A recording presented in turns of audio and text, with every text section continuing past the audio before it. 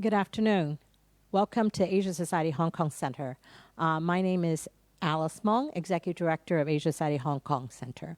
I'm delighted that Asia Society Hong Kong Center can bring you our first episode 1 conversation with Professor Benjamin Cowling.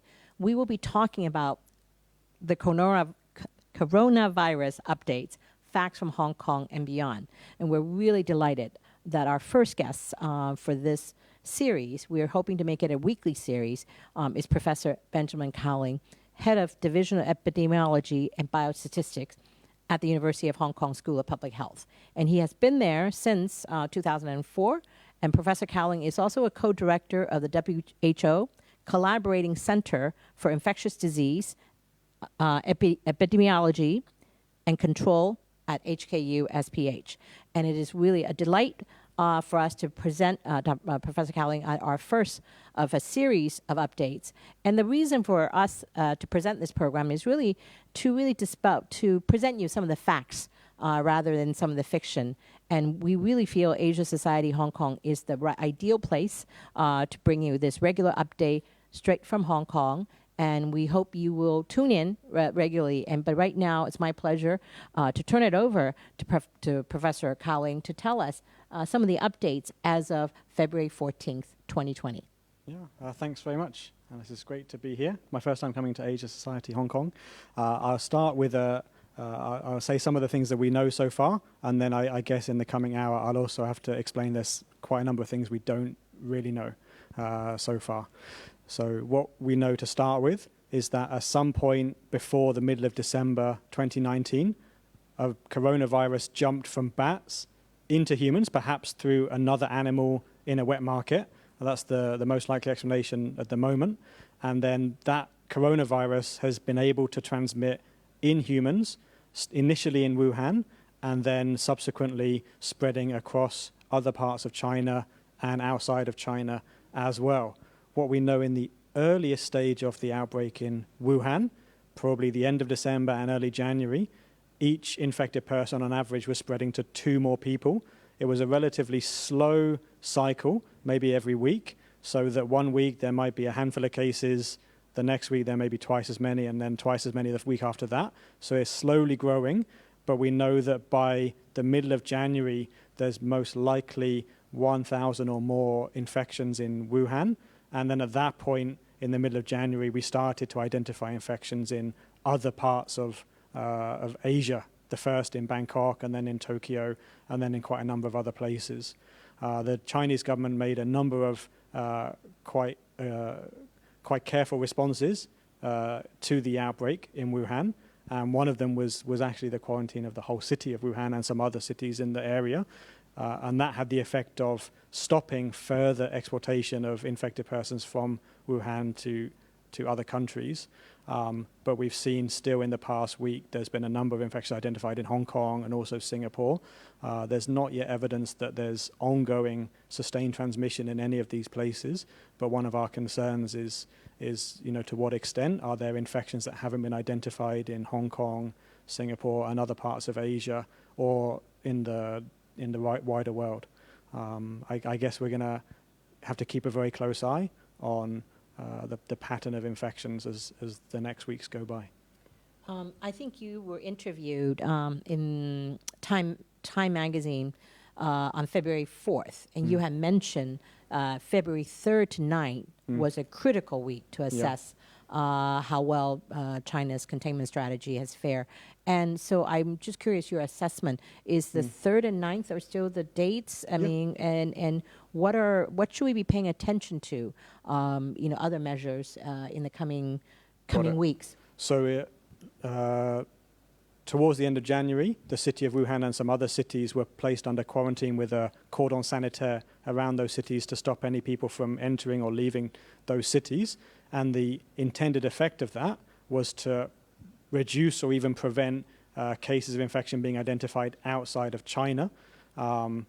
We saw there was a very clear effect of that intervention, and the numbers of exported cases did decline, but they haven't dried up to zero. We've still seen some exported case identified in other countries, even in the past few days, but not infected from the cities that are under quarantine, infected elsewhere, including some people infected in Thailand who've then traveled elsewhere, some people infected in Singapore who've then traveled elsewhere. So originally, the intention of the cordon sanitaire was to contain all of the infections within Wuhan, but it seemed like some infections had already occurred outside of that, and so containment has not occurred.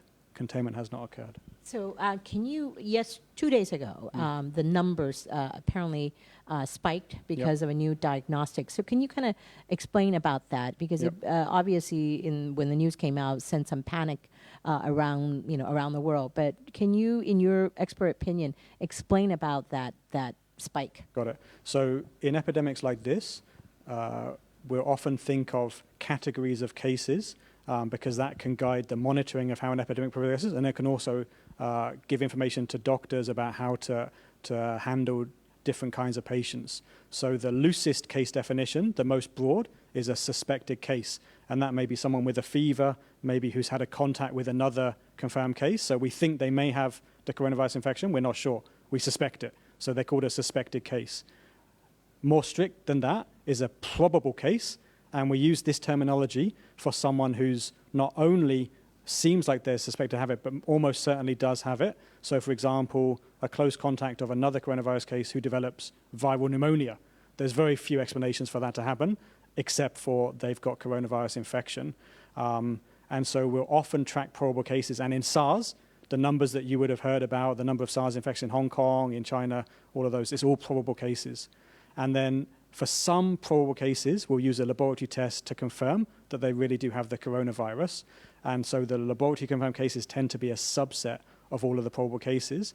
And the numbers of lab confirmed cases can actually vary depending on how much laboratory testing is available.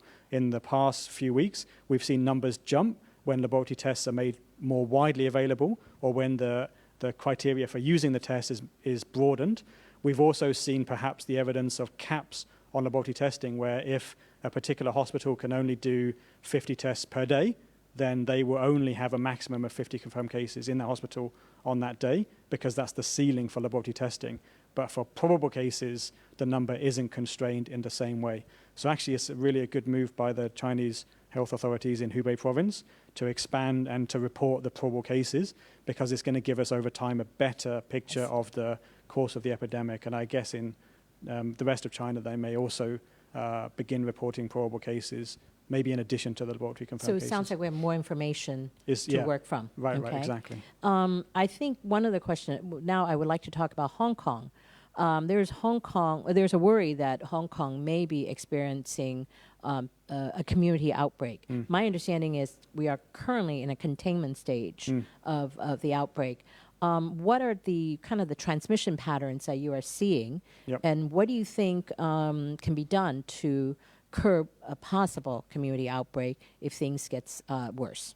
Okay, so at this stage, there's two different types or classes of strategies that could be employed to protect Hong Kong. The first type of strategies are containment strategies, where really the objective is to stop any infected persons from coming into Hong Kong, and if they do, then to identify them, place them in isolation so they're unable to spread infection, and perhaps even if they have close contacts, family members, to ask those close contacts to quarantine themselves in their home as much as possible, so that we minimize the chance, maybe not eliminate completely, but minimize the chance that there's ongoing spread of infection from those people. One of the limitations of the containment strategies like this is that we may not be able to identify every single infected person when they come across the border or when they fly in, because some people may have been infected and not show any symptoms.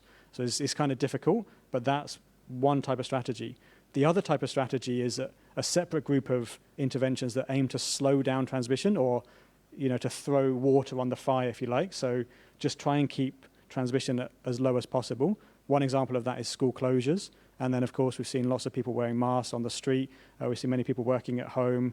There's cancellation of church services and other religious activities, and reductions in mass gatherings of people. So all these measures are not intended specifically to identify or contain infections in people who are known to have the virus. They're more broad community level interventions that if there was an infected person who maybe didn't recognize they were infected, that they wouldn't have as much chance to to transmit onwards, and then we can kind of avoid silent transmission in the community. So those measures are effective at the moment, and my impression from looking at all of the data over the past couple of weeks is that they're working. So we are able to prevent community transmission with those measures for as long as they're in place. I see. And currently, we only have about, the latest count's 53 Yep. in Hong Kong and 1 death. Yep. And one of the questions I'm also curious in looking at some of the numbers that I read up in SCMP, which is keeping track of these numbers. Currently, we're seeing quite a number of cases in Japan, 251, and also they just reported a death. And then Singapore is 58. And I had also, can you kind of explain those numbers? Why Japan and Singapore are higher Sure. than Hong Kong? So Japan's got a lot of cases from one single, probably super spreading event on a cruise ship, where there were a lot of passengers on the cruise ship, and then there seemed to be more than 200 infections among those, maybe 2,000 passengers on the cruise ship. Apart from that, the numbers in Hong Kong, Singapore, and Japan are roughly the same, and I think it reflects where we've had relatively similar numbers of maybe infections imported from people in China or from mainland China. We've been able to identify those, and we've also picked up some cases in the community. We don't know exactly how they got infected, but we've picked those up and identified small clusters.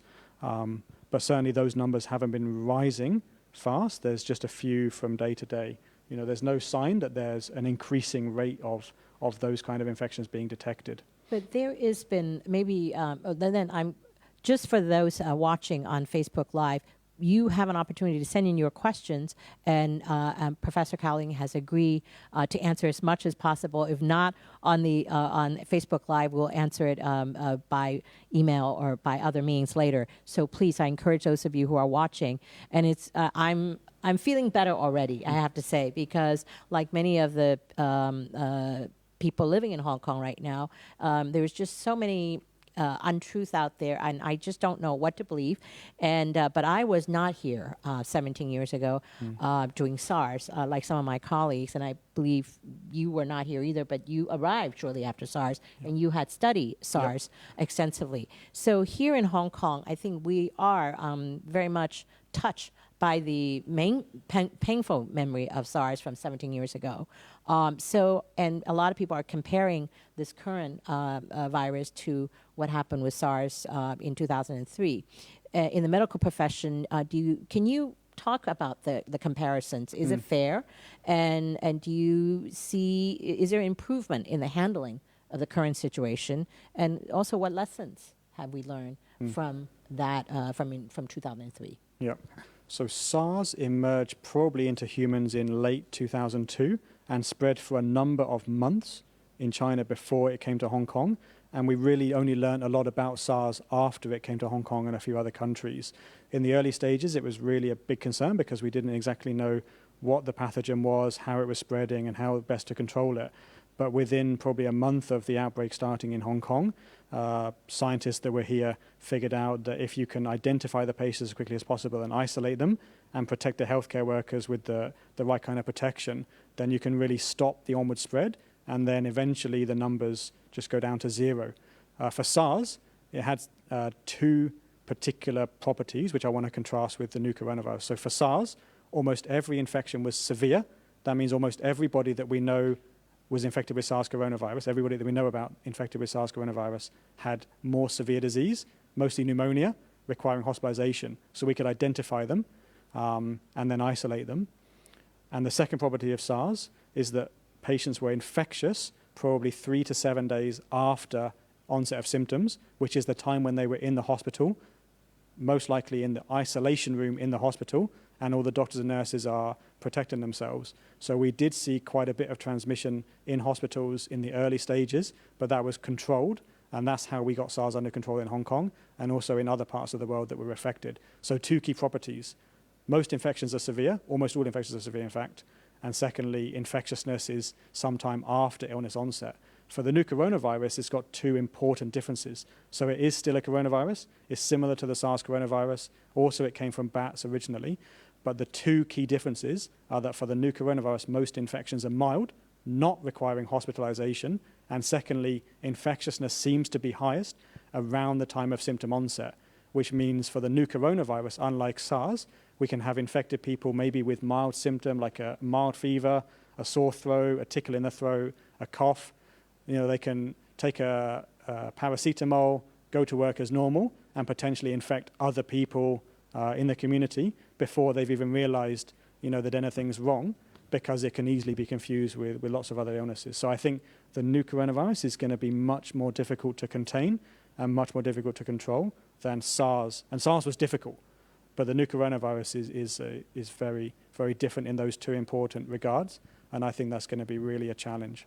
So one of the questions then I have based on that, from SARS, again, maybe this is explained by the difference, but my understanding from talking to many of the colleagues here or people who were living in Hong Kong, SARS, by the time the weather warmed up, later on when it's, by April and May, SARS kind of very much went away. Yep. And that was the end of it. But if we look at Singapore, which has more cases, and Singapore is a very hot place, but the number have not decreased at all. So I guess that the difference between that, again, going back to what you said about the difference between SARS and the virus, it is different. Well, so SARS was also able to spread in Singapore, even when it was hot and humid. So we know that some of these respiratory viruses, particularly flu, prefers to spread when it's colder and drier, but it's not an essential characteristic, essential property. They can still spread when it's warm.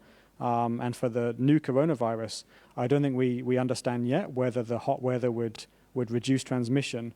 But I mean, given that we've seen clusters of infections in Singapore already, we have the fear that hot weather may not stop it. Okay. I now would like to ask about the all-important mask question. I have masks. I'm carrying it. We both decide not to wear it. My colleagues in the rooms aren't wearing it. So the mask question is something that I would, we are hearing about the shortage of masks here in Hong Kong, and not just in Hong Kong, but there is going to be a global shortage, especially in light of China's needs and everywhere else in the world also needing masks. So what is your advice on the mask? Are we overreacting on the mask situation? Or what, your personal opinion on some of this? So I think there's very good evidence that when people are ill, if they wear a mask, it can protect others around them. And if we're caring for a family member who's sick, we can wear a mask to protect ourselves. We also believe that wearing a mask in the general community could reduce our risk of infection, but there's much less evidence that that's the case. And certainly if we wear the same mask for a very long time, it's going to lose its effectiveness. So given that we have a limited number of masks, I think in the coming days or weeks as a community, we need to have some discussions and some serious thought about what's the best way to use the limited amount of masks that we do have. So for myself, I've got a box of masks at home, but when those run out, I'm not sure that I'll be able to get more. So I'm currently thinking I'm going to save my masks for, when I'm going to a crowded area, maybe when I'm going shopping, when I'm expecting to spend a little bit more time in a group of people that I don't know, but maybe not wearing the mask in my office when it's around the same people every day, and not wearing the mask in my home with my family. And right now, I think there has been an overwhelming support from the community to donate masks. And sometime, in fact, earlier we were just talking about donating masks to medical professionals.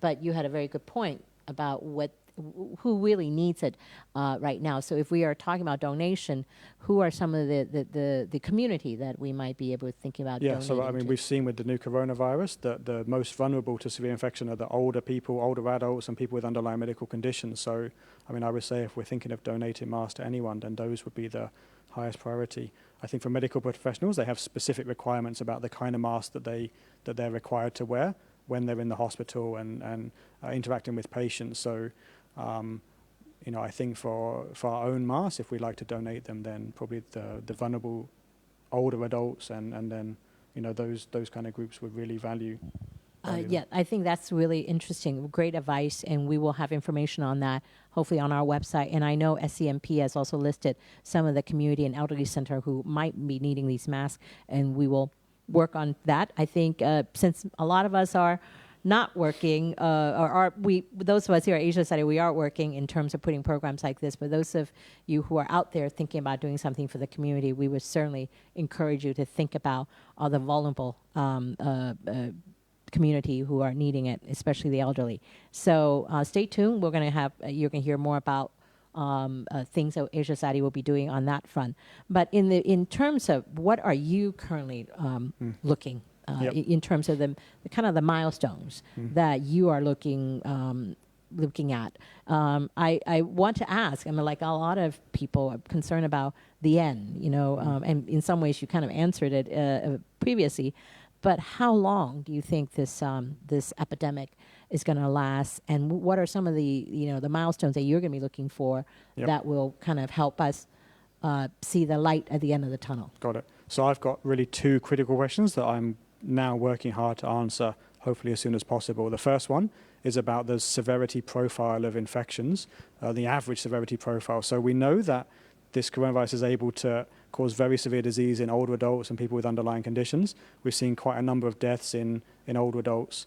We've also seen some deaths in younger adults, including healthy younger adults like Dr. Lee, the famous case in Wuhan. What we don't understand at the moment is how many mild cases there are for these severe cases. So we know that there's a lot of mild cases. We know from the cases in Hong Kong and Singapore and elsewhere in the world, many coronavirus infections can be quite mild, just fever and some other mild respiratory symptoms.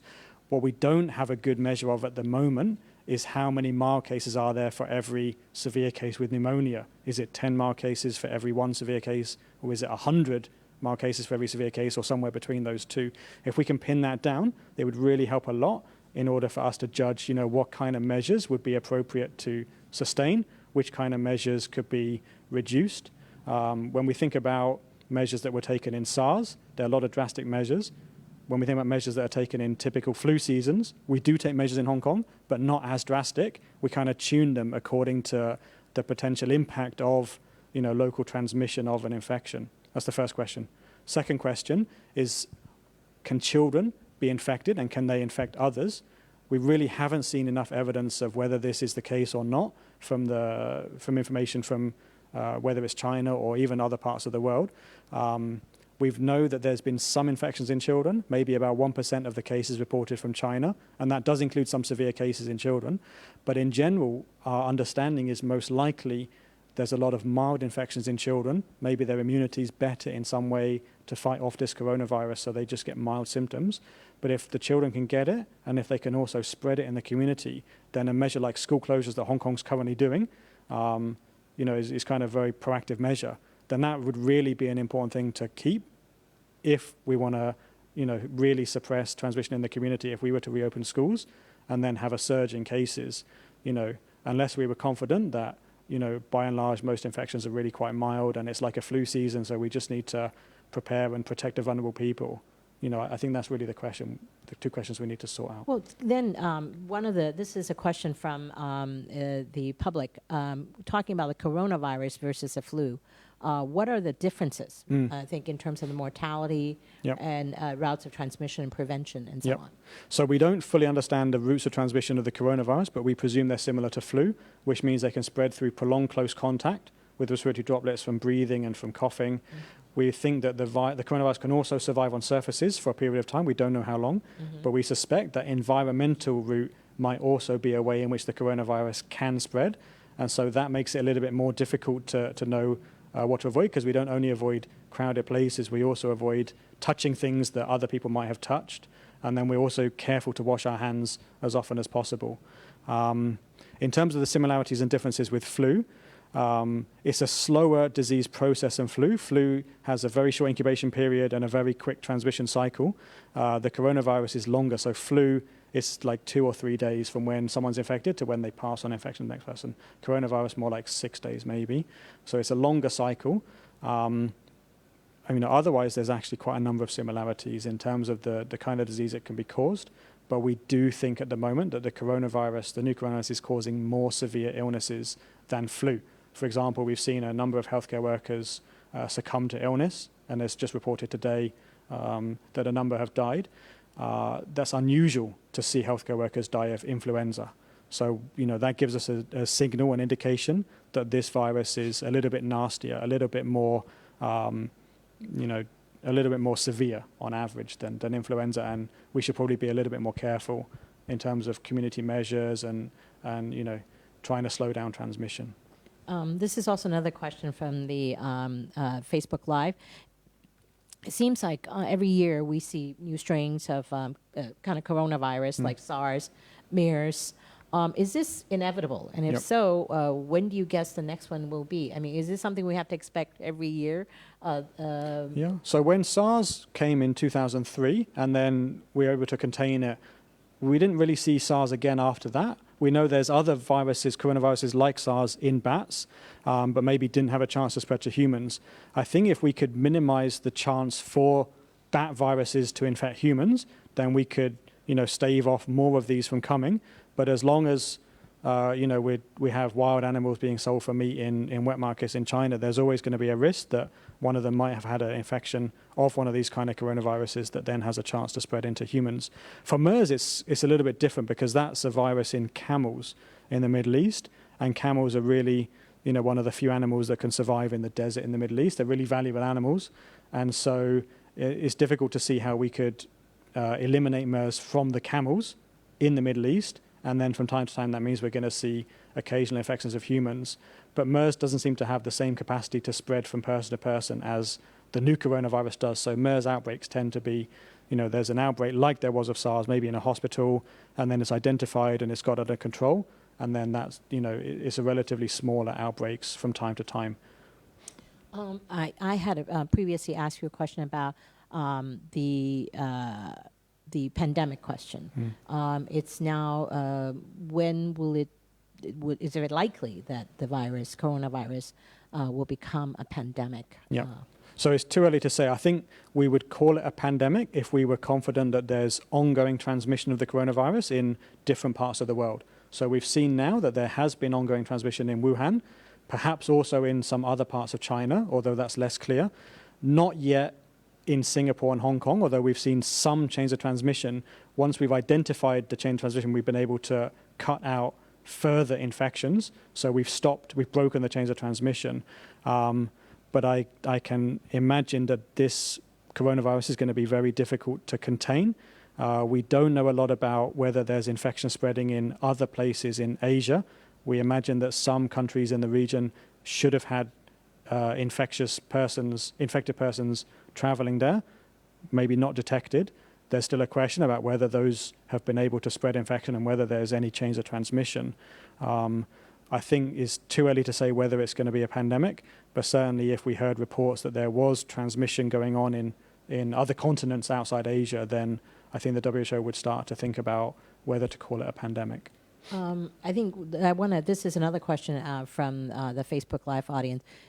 We talked about the transmission by bats and so on and so forth. So we don't have live bats. We don't sell live bats or snakes here in Hong Kong's wet market. Yep. But would it be advisable to steer clear here of our wet market with the live chickens and so on? So there's very few live chickens in wet markets in Hong Kong nowadays because of the fear of avian flu. I think there's no reason to steer clear of wet markets because of the fear of infection from animals. But of course, wet markets are crowded places that in general we'll tend to avoid at the moment, just like we avoid other crowded places, crowded indoor places. This is an interesting question that a while ago, I think, reading, if you're in a diet craze, turmeric was everybody's answer to a lot of illnesses. This particular one is asking about curry. Again, I'm curious to hear from your expert opinion. This question says, I read 7,000 Indians in Wuhan at this time have 0 infections. And the suggestion is due to curry diet. Same claim during SARS, and I don't know if that's true or not, but science proved that curry powder equals is an antiseptic. Do you agree? Well, so as a scientist, I would say that's an interesting hypothesis, and then it's something that could be examined or even tested in the future. I don't think there's any evidence that that's the reason why there aren't cases in Indians in Wuhan, if indeed it's true that there aren't cases in Indians in Wuhan. But I mean, certainly, all suggestions are welcome for how we can reduce the chance of infection with this coronavirus and how we can get on top of it. This question is about flying. And right now, I think many of the flights, especially U.S. airlines, have kind of canceled flight to Hong Kong, but flights are still going out of Hong Kong, to and from Hong Kong. This particular question is about a 2-year-old. If 2-year-old does not want to wear a mask on the plane, is that dangerous, or should the 2-year-old be grounded and not be flying? I think at the moment and in the past couple of weeks, we've heard of very few cases on aeroplanes. Very few infected people that are known to have flown. Of course, there's some, and that's how we've identified the travel-related cases. Mm-hmm. But if you think about how many flights depart Hong Kong every day and how many, have been reported that there might have been an infected person on board, it's really a very small number. So I don't think that should be a major issue. This particular question is about transmission with pet transmission from pets and also human transmission to the pets. Is that a possibility? And yes, I don't know the answer to that. I mean, we know that this coronavirus originally came from bats, and we presume that it infected a small wild animal. The candidates, there's pangolins been mentioned recently, but before that, bamboo rats, badgers, hedgehogs, all of those kind of things. So those animals, in theory, are susceptible to infection. Dogs and cats, I'm not sure, maybe. But I mean, I don't think there's any evidence that that's happened so far. And I mean, let's keep our eyes out for that. Okay. Let's see. The question about the apartment pipes, we've been hearing a lot about. I think this question is very similar to what happened in SARS. Some of the transmission has been through pipes. So can you address that? Is it what can we do to prevent this? Mm-hmm. So there's two aspects to that particular incident in Hong Kong, which I think both are still under investigation. The first is whether the coronavirus can spread through the fecal-oral route, meaning if someone's infected, we know the coronavirus can, in theory, infect the gastrointestinal tract, and so in theory could be spread through the fecal-oral route. Whether it is spread that way or not, we don't know. And the second issue is about that particular apartment with the pipes and the plumbing, and whether one person was able to spread infection to others because of the faulty pipes. I think that investigation is still underway. It's certainly perhaps the most likely explanation, but we also could imagine other possible explanations, like they met in the lift, or there was some contaminated areas somewhere else in the apartment block, which were the reason for the transmission. So I guess let's wait to see the results of that particular investigation. This other question asks, does travel ban work? Sure. So when we think about whether interventions work or not, we need to think about what was the rationale and what was the objective of that kind of measure. The travel reductions, whether it's bans or just reductions, the objective of that is to reduce the number of potentially infected people traveling from an affected area to an unaffected area. For example, to reduce the number of people infected in Wuhan from coming to Hong Kong or to Singapore or to the United States. So those travel reductions have clearly worked. They've clearly reduced the numbers of infected people traveling, but we know from years and years of research that these kind of travel measures can't completely stop infected people from going from one place to another place. So for example, for Hong Kong, even if we were to close the border with China, we wouldn't guarantee that we couldn't have an infected person coming in, and maybe we delay the chance of having some clusters of cases or some transmission of infection in Hong Kong, but we could never completely prevent it with that kind of measure. We could only delay it and maybe slow down because we reduce the pressure, reduce the numbers of infected persons potentially. This question asks, in Hong Kong, how likely is it for a person to be in close contact with a coronavirus carrier? Say you're standing next to a person at a MTR or a bar. Yep. So 1 in 5, what is the percentage? How likely? So two responses. Firstly, there's very, very few people known to have coronavirus infection in Hong Kong, and all of the people that we know to have infection are in isolation until they recover. So, perhaps there's a handful of people in the community that haven't yet been recognized, but I don't think there's going to be a large number of unrecognized people in a city of 7 million. That means it's a minimal risk. Second issue, I mentioned at the beginning that in Wuhan, in the early stage of the outbreak, each infected person was transmitting on average to 2 other people. So that's called a reproductive number, and it's an important measure of how contagious an infection is. So that's 2. Measles is a highly contagious infection where that number, the equivalent number, is 16 or even more. So one person can really infect a lot of people just with transient passing contacts. We think with the coronavirus, most likely it's spreading more through prolonged close contact. We've seen a lot of transmission within families. So I don't think if you were standing next to someone, you'd have a very high chance of infection if they did have the coronavirus. So most likely they wouldn't. And even if they did, you'd have a low chance of acquiring infection because it really requires most likely prolonged close contact. This question asks, what's your view on whether asymptomatic people can be carriers or super spreaders of the COVID-19? I've read conflicting accounts with no final resolution. Yeah. Okay. So the current understanding of asymptomatic infection, there's certainly some people when they're tested, maybe some people who've been exposed to other cases, when they're tested, they can show a positive result on the test before they show symptoms. So it's not exactly asymptomatic, it's actually called pre-symptomatic. And we do think that there's some potential for people to be able to be detected to have the virus before their symptoms show. And that's in a number of cases that's been reported. There's a very small number so far, to my knowledge, a very small number of people have had almost no symptoms whatsoever with coronavirus infection. So not only did they show viral shedding without symptoms, but they didn't go on to develop symptoms. But I know that the Chinese government changed the reporting criteria a few days ago to exclude asymptomatic infections. Actually, it's made a minimal difference because there's really a very, very tiny fraction of known cases who are totally asymptomatic. But then I would come back to my question earlier about children, about whether it's possible for children to have mild illness, maybe just some respiratory symptoms, a mild fever, and also be contagious. We don't know whether that's the case or not. We suspect it might be because we know in general children are, one of the important groups for spreading respiratory viruses around the community. But then again, because we haven't seen children among the confirmed cases very often, maybe they're not. This is another question. Do you recommend offices purchasing IQ air purifiers for the safety of colleagues? Would that help? I think for large office spaces, you need some really heavy-duty air purifiers to get the flow rate to really purify out the air.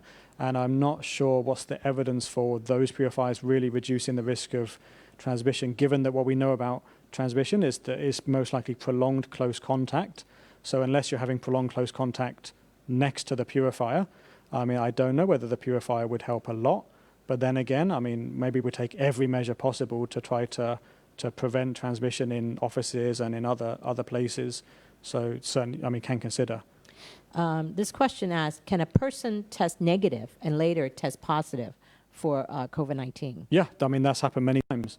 And there's a number of reasons for that. So the first reason is a technical reason that when we collect a sample, need to be collected in the right way, sent to the lab in the right way, and tested in the lab in the right way. And if any of those steps goes wrong for some reason, then we may get a negative result when it should have been positive. The second reason is biological, that some patients seem to be infected first in the lungs, where it's very difficult to get a good sample, and it's only later that the infection spreads even up to their, the nose and the throat, where we typically get samples for testing. So we've known a number of cases outside of China where the first test, the second test is negative, and then eventually there's a positive test result. So it's certainly possible that one test could show negative when the patient actually does have the coronavirus infection. This question asks the approaches, asking you whether you know the approaches taken by the Singapore government versus the Hong Kong government, and they're significantly different. Wondering if you can comment on both approaches. So there's a little bit of difference. One of the most notable ones is the school closures, where Singapore schools are still open, but there's advice to reduce some of the extracurricular activities, I understand. But in both Hong Kong and Singapore, there's very aggressive measures to identify cases of infection, to isolate them and to quarantine their close contacts. And I think that's a good idea at this stage of the epidemic. For a measure like school closures, we really need to establish what's the importance of children. So I wouldn't like to say which approach was better. Certainly, we can buy time to figure out what's the best measures to use in both places, and I guess we'll probably look at what each other's doing, to try and do as well as possible in controlling this outbreak. This question asks, with Chinese factories reopening, would we worry about a wider spread as factory workers now move around and social distancing is no longer a practice. Yeah, so I mean, let's be very clear that social distancing measures should work in reducing transmission for as long as they are in place. But if social distancing measures are removed and life goes back to normal, then we expect the potential for transmission again. So if there are some parts of China or elsewhere in the world where factories were closed and then factories reopen, people start working in enclosed spaces, in crowded areas again, and there are infected people in the community, then we would expect transmission to potentially occur. We do work in factories, people work in factories in flu seasons, and there's flu outbreaks in factories, and people have sick days and so on. I think I go back to my critical question on the severity profile, that if this is typically a mild infection, then factories reopen, some of the staff may have mild infections and then get back to work, and there's nothing so much to worry about. But the concern of many of us at the moment is that this infection seems to be a little bit nastier than flu, so we want to take more measures to stop transmission in the community and to protect everybody's health, not only the people who work in factories, but family members, older adults, who we would prefer to prevent being infected if at all possible. So in some ways, I heard recently that a major conference in Barcelona was the telecom conference was canceled or postponed because of the unknown. So that is. Yeah, I think we're going to see a lot of this. I think we're going to see a lot of this. So we've seen other events cancelled in Hong Kong and Singapore and other places, and I think we're going to see more of this as time goes on, because those kind of conferences are places where infections could really spread quite quickly, because there's so many people in very crowded settings. And one of the main measures that we'd like to recommend is to avoid crowded areas and to reduce social mixing as much as possible. This question, am I at risk for coronavirus from a packaged product shipped from China? No, so I don't think that's a risk. So our understanding is that the virus can survive a short time on maybe some surfaces, but on packaged products, I doubt there'd be an issue with contamination. Okay. I think we're getting closer to, we have 10 more minutes. And what are some of the general advice that you would also now give to people? I know now that mask is not wearing it is not an essential, washing hands, but what other kind of advice that you can give about whether it's traveling? You also mentioned that the traveling on the airline is actually not, there's no cases of transmission of the way. So what are some of the general advice that you can give to Hong Kong and just people who are worried about all of these unknowns? And also part of it is, for me, it's also the psychological. I mean, people are trapped at home for this from now until in the case of Hong Kong, school is closed till middle of March. Advice not to work from home is continued, but the government side end of February. So I don't think we need to stay at home. I think we can go outdoors. There's a lot of lovely countryside in Hong Kong. Our understanding of transmission is that it's mostly occurring in prolonged close contact, mostly indoors. Outdoors, there's a breeze, there's a sunlight, all of which will really act against transmission. And anyway, if we're in the countryside, there's a lot of space between people. We're not generally crowded. So we don't need to stay at home, but certainly we can reduce our risk of infection if there is infections in the community in the future. We can reduce our risk by staying at home more, by avoiding crowded areas, by washing our hands more frequently than we might normally do, particularly when we are coming home, and also be careful with our masks. So, don't wear the same mask for a long period of time. When you get home, take off your mask and throw it away and wash your hands. Don't take the mask that may have been contaminated into your home, because if the mask has been working, then it's protected you from infection, but it's itself contaminated. So then you want to be very careful with it, throw it away, and wash your hands. Okay. This question is asking, are smokers at a higher risk? Yeah, I don't know. So in SARS, there's some reports that smokers might have been at higher risk because of maybe damage to their lungs that made them more vulnerable to the pneumonia. I don't know. I haven't seen any evidence from the current outbreak about whether smokers are more or less vulnerable than non-smokers. In general, public health advice is to stop smoking. One of this question is asking about vaccine.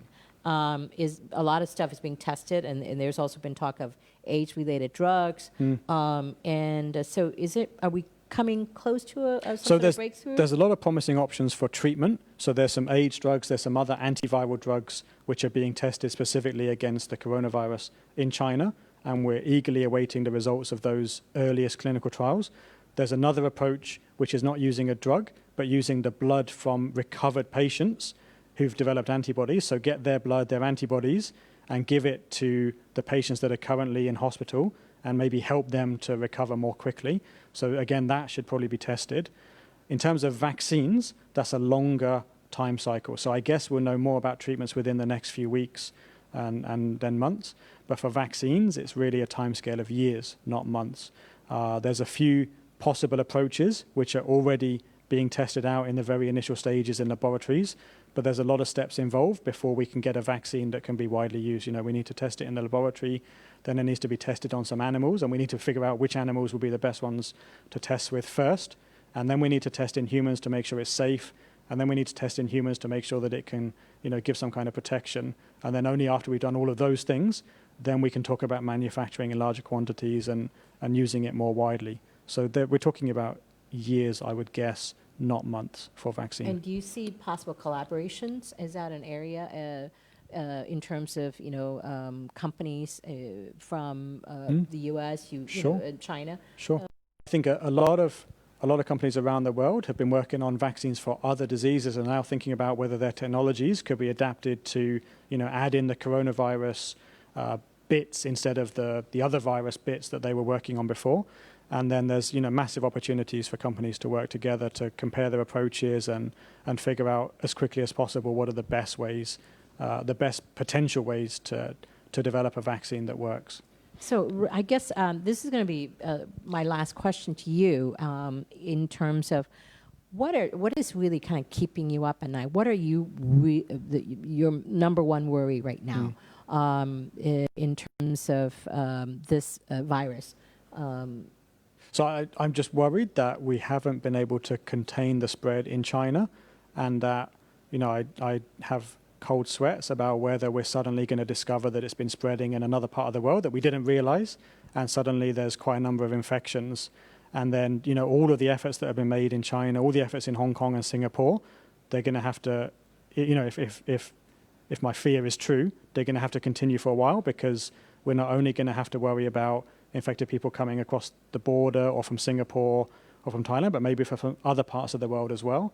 And so, you know, sooner or later, we're going to have to face that, you know, there's going to be more transmission in the community than there is currently. And then how do we really keep that as low as possible while at the same time trying to get on with our lives? And is there another question that I want to ask is really about the mask alternatives? Right now, there's a lot of interesting questions about different type of masks. If they're not surgical masks, is there any other things that can't be replaced? Can replace masks in terms of? In terms of the scientific evidence, the only type of mask which there's evidence for is then surgical mask, and then of course the really high protection type of masks which are used in healthcare settings or in factories to protect against really fine particles. There's no evidence to my knowledge that things like scarves or gauze or whatever could reduce the risk of infection with a virus like the coronavirus. I mean, having said that, if we don't have surgical masks, then we can still think about, you know, covering our mouths with a scarf, but there's no evidence that would be effective. Surgical masks are designed very specifically, you know, to stop the spread of pathogens, including perhaps viruses. So that's, you know, that's why the surgical masks are in such high demand at the moment. This question is also coming from in mainland China, except for Hubei, number of daily new confirmed cases is decreasing. Does that mean the coronavirus turning point has arrived? Yeah, I mean, that's really good news. It looks like those other cities have taken quite drastic actions to slow down transmission and to reduce the chance of infection. But as I said earlier, those kind of social distancing measures, you know, locking down cities, will be effective in reducing transmission. But if there's infected persons when those measures are lifted, then we'll see the transmission come back up again, most likely. So, you know, the measures are effective, they're working, But unless we can get it down to 0, like we did for SARS, then I think we need to think carefully about how we're going to continuously reduce transmission and try to prevent transmission as much as possible. This question asks, does China keep track of the number of fatalities outside those confirmed? Trends in these numbers will provide further clues for understanding the severity. Yes, I'm not aware that they're being tracked as part of the response to the coronavirus outbreak, but of course, as time goes on, it'll be possible for researchers in China to go and look at the mortality records in different places because, China, just like everywhere else, has very careful records of births and deaths. And so tracking the number of deaths, maybe they'll see spikes in Wuhan in January or February, which can just be discerned from, more deaths than there would have otherwise been in other years. And that would give another way of establishing what the full impact of coronavirus has been so far. This question, I think, is pretty until when would it be safe to attend a conference in Hong Kong and mainland China? I think for now, our recommendation as scientists would be to avoid crowded places, and that means avoiding conferences.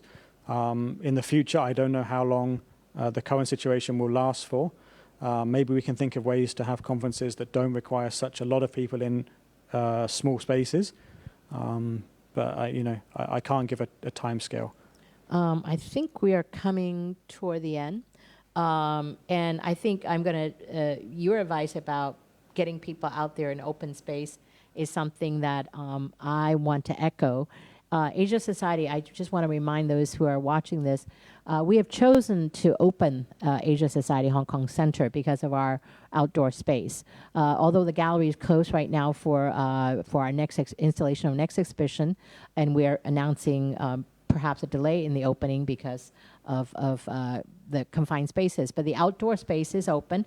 And so I'm really delighted to present Professor Cowling this catalog of our last exhibition a couple of years ago on contemporary art from Hong Kong, breathing space. Mm-hmm. And this is a way of kind of reminding us we all need breathing space, and whether it's psychological, physical, or whatever. I think going outside, and whether it's on hikes or come and visit our center, I do still feel like we are social beings, and there are other ways of interacting, whether through Facebook Live.